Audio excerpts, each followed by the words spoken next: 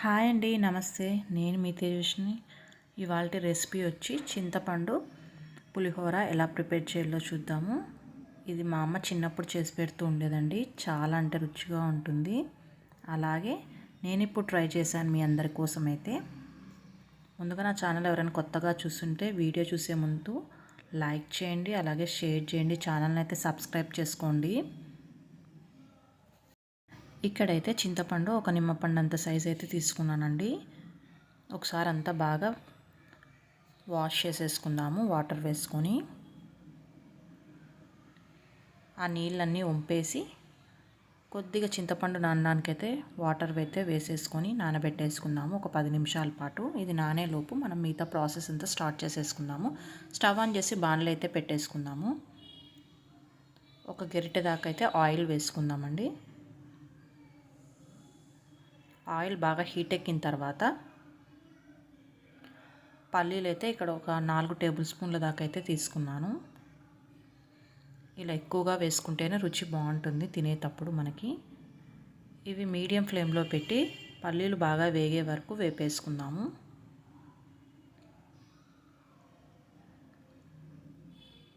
అలాగే మినప్పప్పు ఒక 2 టేబుల్ స్పూన్లు వేసుకుందాము. శనగపప్పు కూడా ఒక 2 టేబుల్ స్పూన్లు వేసుకుందాము.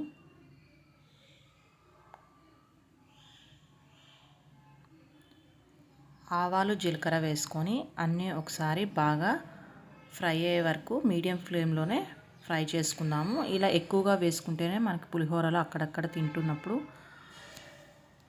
తగులుతుంటే టేస్ట్ బాగుంటాయండి. కొద్ది కరివేపాకు, అలాగే ఎండుమిర్చిలు ఒక 2-3 కట్ చేసి వేసుకుందాము. ఇలా పోపు అంతా బాగా మక్కిన తర్వాత మనం ఇందాక నానబెట్టుకున్న చింతపండు అయితే నానిపోయిందండి.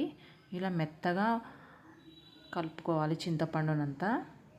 ఇలా కలుపుకున్న తర్వాత ఈ పులుసునంతా మనం ఇప్పుడు తిరవాత పెట్టుకున్నాం కదా, అందులోకి అయితే వేసేసుకుందాము. అలాగే ఇంకొకసారి వాటర్ వేసుకొని ఇందులో పులుసునంతా తీసుకొని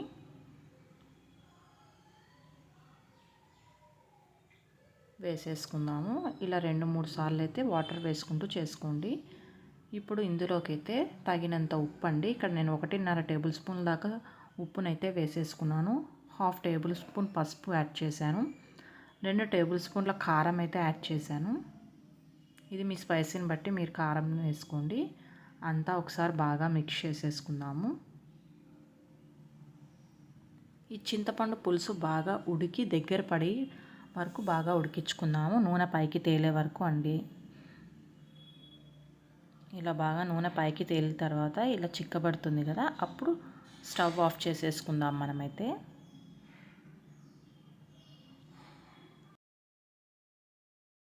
చల్లారిన తర్వాత ఇలా చిక్కబడుతుందండి. ఇప్పుడు వేడిగా ఇలా రైస్ అయితే వండి పొడి పొడిగా పెట్టేసుకుందాము.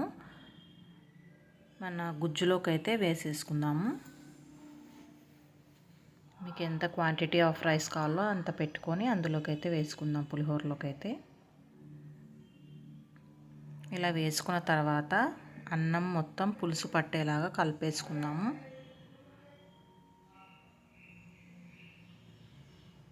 మీలో ఎంతమందికి ఈ పులిహోర అంటే ఇష్టమో కామెంట్ చేయండి.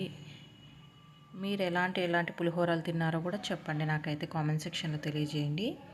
ఇలా రైస్ మొత్తాన్ని బాగా కలిపేసుకోవాలి. సాల్ట్ ఏమైనా తక్కువైతే ఇప్పుడు ఇక్కడ అడ్జస్ట్ చేసుకోండి, కొద్దిగా యాడ్ చేసుకొని.